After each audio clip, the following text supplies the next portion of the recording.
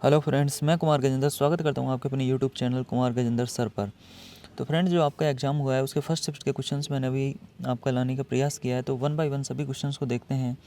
तो पहला क्वेश्चन आपसे पूछा गया था कि दो संख्याओं का अनुपात 5:8 है तथा उनका अंतर 48 है, तो सबसे छोटी संख्या ज्ञात कीजिए। अनुपात कितना है? 5:8 दे रखा है आपको। पूछ रहा है उनका अंतर 48 का है। तो आप यहाँ देख सकते हैं कि अनुपात में अंतर कितने का है? 3 का। तो मतलब जो 3 की वैल्यू है वो कितनी होगी? 48। आपसे पूछा है कि सबसे छोटी संख्या ज्ञात कीजिए। सबसे छोटी संख्या कितनी है? अनुपात में 5। तो हम इसको कर देंगे मल्टीप्लाई 5 से। तो आप ये कटेंगे तो 48/3, तो ये हो गया 16 इंटू ये हो गया 5। तो आपका राइट आंसर कितना आ गया? 80। नेक्स्ट क्वेश्चन की तरफ बढ़ते हैं। आपसे पूछा था कि यदि A/B 7:9 है, B/C 3:5 है, मतलब आपको इस तरीके से दे रखा है A/B/C। पूछा है A/B कितना है? 7:9। B/C कितना है? 3:5। तो आप जानते होंगे जब इस तरीके से आए तो यहाँ हम क्या लिख सकते हैं? 9, और इधर क्या लिख सकते हैं हम? 3। तो ये कितना हो गया? 7×3 = 21।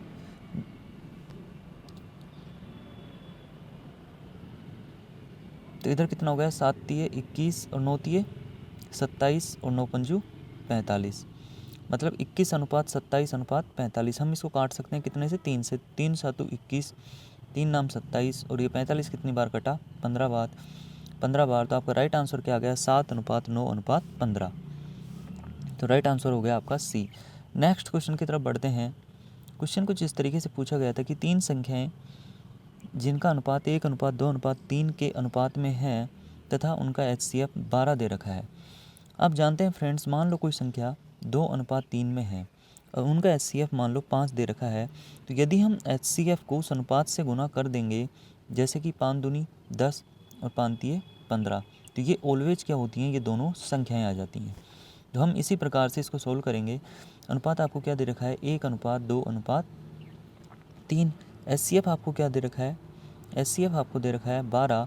तो 12 से हम तीनों अनुपातों को मल्टीप्लाई करेंगे तो पहली संख्या क्या आएगी आपकी? वो आ जाएगी 12 एकम 12, दूसरी 12 दूनी 24, तो तीसरी संख्या 12 तिये 36। तो आपका राइट आंसर क्या हो गया? डी। नेक्स्ट क्वेश्चन की तरफ बढ़ते हैं। क्वेश्चन में पूछा है आपसे कि 1000 का 25% का 1% का 1% क्या होगा? तो हम किस तरीके से सोल्व करेंगे? 1000 का मतलब क्या होता है? गुना। मतलब का 25% मतलब 25/100। अगेन का 1% मतलब 1/100। अगेन 1% मतलब 1/100। आप यहाँ देख सकते हैं फ्रेंड्स, नीचे कितनी जीरो हैं?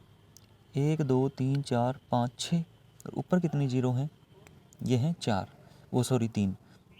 तो 2 जीरो से 2 जीरो कटी, 1 जीरो से ये 1 जीरो कटी। तो आपका क्या आ गया? 25/1000। है कि नहीं है? तो हम इसको क्या लिख सकते हैं? 0.025 आपका क्या होगा? Right answer. इसका मतलब आपका ऑप्शन नंबर ए राइट है। नेक्स्ट क्वेश्चन की तरफ बढ़ते हैं। क्वेश्चन में पूछा था आपसे कि किसी वस्तु को 72 रुपये में बेचने पर 10% की हानि होती है। ठीक है फ्रेंड्स, 10% की हानि होती है। मान लो वो वस्तु कितने की है? 100 की, और उसकी हानि कितनी हुई? 10% की हानि होगी। मतलब उस वस्तु की अब फ़िलहाल कीमत कितनी है? 90। समझ में आ रहा है? हानि होती है तो 5% का लाभ प्राप्त करने के लिए वस्तु का विक्रय मूल्य कितना होना चाहिए? तो 5% का लाभ प्राप्त करेंगे तो हम उसको कितने में बेचेंगे? 105 में। अब यह अंदाज़ा लगाइए कि 72 रुपये किसका आंसर है? 72 रुपये किसके बराबर है? 90 के बराबर है। तो 90 की वैल्यू कितनी हो गई है? मैं इसको यहाँ लिख देता हूँ। 90 का मान कितना है? 72, और हमें 5% लाभ लेना है तो हमें 105 में बेचना पड़ेगा। तो 15 छक्की 90 और 15 सत्ते 105, 6 से काटेंगे तो 12 छक्की 72। 12 × 7 कितना हो गया? आपका 84 हो गया। तो आपका 84 क्या हो गया यहाँ पे? Right answer, option number D. Next question की तरफ बढ़ते हैं।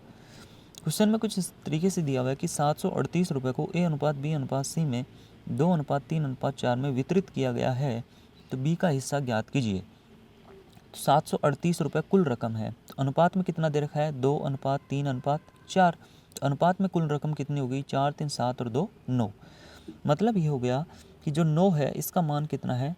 अनुपात का 9 है, इसका मान है 738। आपसे किसका पूछा है? बी का हिस्सा।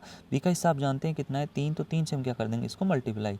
3 से इसको काटेंगे, 3 तिया 9, तो 3 से 738 में डिवाइड करेंगे तो 3 दूनी 6, बचा 1, 13 हो गया। 3 चौक 12, बचा 1, 18 हो गया। और 3 छक्के 18, तो 246 आपका क्या हो गया? Right answer, option number B.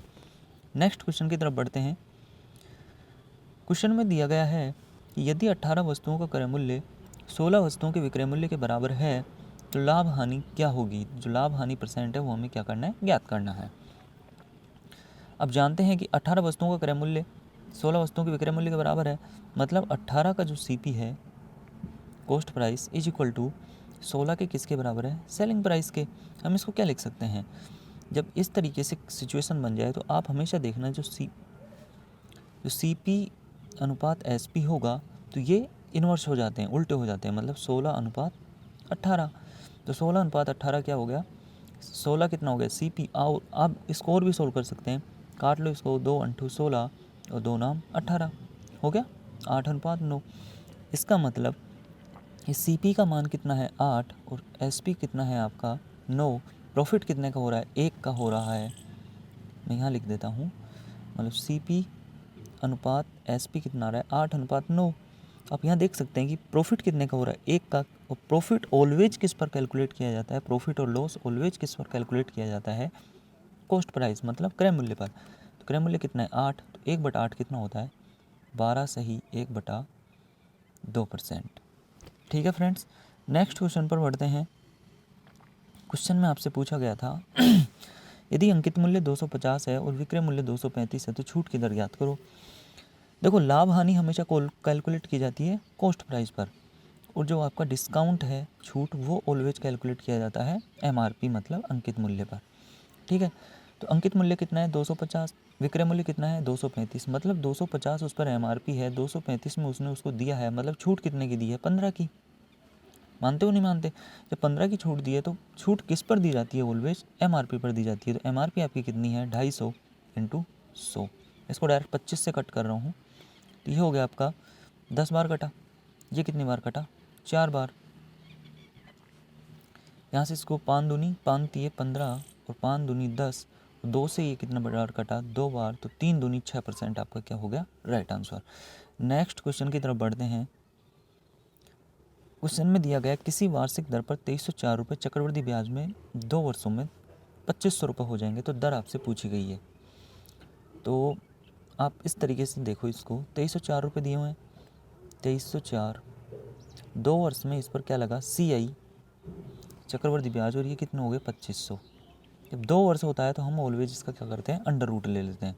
तो पहले तो हम इसको सोल्व करेंगे, 2304 और 2500, इसको काट लो आप एक बार, 2 से काटोगे 1250, ये कितना आएगा? 1150, 1152, 1152। ठीक है, इसको एक बार और काट लो आप 2 से, तो ये हो गया 625, और ये कितना हो जाएगा? 512। अब आप इसका अंडर रूट ले लो, तो अंडर रूट लेंगे आप तो ये आ गया आपका 24/25। मतलब यदि आपका मूलधन 24 है तो वो कितना है? आपकी मिश्रधन 25 है। तो इस पर रेट निकाल लो, 1/24। 1/24 कितना होता है आपका? 4 सही 1/3। ये आपका हो गया राइट आंसर। 1/24 4 से 1/3 नहीं होता, 4 से 1/6। तो आपका राइट आंसर कितना हो जाएगा? C 4.16। नेक्स्ट क्वेश्चन पर बढ़ते हैं।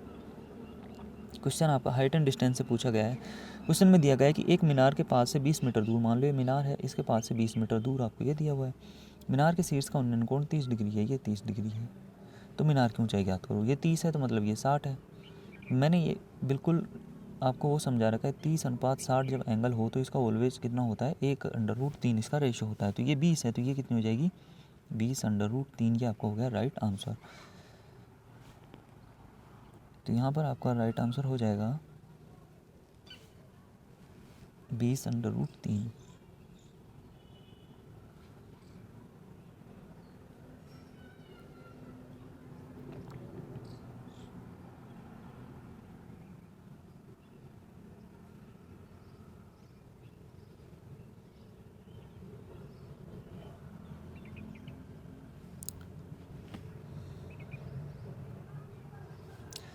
नेक्स्ट क्वेश्चन की तरफ बढ़ते हैं। तो आपका राइट आंसर यहाँ पर कितना हो गया, 20/√3 बी।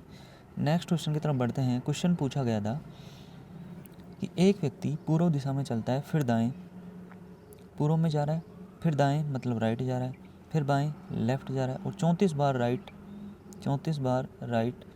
और 31 बार बाएं जाता है, 31 बार लेफ्ट। तो वह किस दिशा में जा रहा है, और जो शुरू में जा रहा है वो किस में जा रहा है, पूर्व में। तो हमेशा क्या होता है, दाएं जा रहा है तो बाएं कट गया, 34 बार राइट है, 31 बार लेफ्ट है, मतलब 3 बार राइट जा रहा है। तो फाइनल क्या आ गया, आपको पूर्व से 3 बार राइट घुमा देना है। तो देखिए यहाँ पे यह 3 बार राइट का मतलब भी क्या होता है, 1 बार लेफ्ट, 1 टाइम लेफ्ट। तो यहाँ देखिए ये आपका हो गया पूर्व, ये पश्चिम। पूर्व में जा रहा है तो एक बार लेफ्ट घुमा दो तो वो किस में जाएगा, उत्तर में जाएगा, नॉर्थ साइड में। तो आपका राइट आंसर क्या हो गया, बी। नेक्स्ट क्वेश्चन की तरफ बढ़ते हैं। क्वेश्चन में पूछा गया है कि राम बाएं किनारे से 24वें स्थान पर तथा दाएं किनारे से 17वें स्थान पर है। मान लो ये राम है बीच में, तो बाएं किनारे से तो ये तो कितना हो गया 24वां, और दाएं किनारे से कितना है इधर से कितना है 17वां। पूछा पंक्ति में कुल व्यक्तियों की, तो 24 + 17 कितने हो गए 41। लेकिन राम कितनी बार काउंट हो गया, 2 बार, तो 1 बार घटा देंगे तो कितना आ गया आपका 40। इसमें कुल व्यक्तियों की संख्या होगी। नेक्स्ट क्वेश्चन पूछा था कि 4:10 पर दर्पण प्रतिबिंब क्या होगा। अब जानते हैं 11/60 मतलब 11:60 में से 4:10 माइनस करना है, ये कितना आ जाएगा 7:50। आपका right answer option number D यहाँ पर राइट हो गया। नेक्स्ट क्वेश्चन की तरफ बढ़ते हैं। निम्न में से कौन सा लीप वर्ष है। तो लीप वर्ष जब सेंचुरीज दी रखी हो डायरेक्ट, तो आपको पता है कि जो 400 से विभाजित हो जाए वो क्या होता है, लीप वर्ष होता है। तो यहाँ पर 400 से विभाजित कौन होगा, ए भी नहीं होगा, बी भी नहीं होगा और डी भी नहीं होगा। तो राइट आंसर क्या हो गया आपका सी, मतलब 2000 आपका क्या है, लीप वर्ष है। तो फ्रेंड्स, यदि वीडियो आपको पसंद आया तो वीडियो को लाइक कीजिए, हमारे चैनल को सब्सक्राइब कीजिए और वीडियो को ज़्यादा से ज़्यादा शेयर कीजिए। उम्मीद करता हूँ आपको ये वीडियो पसंद आया होगा। तो वीडियो देखने के लिए थैंक यू सो मच।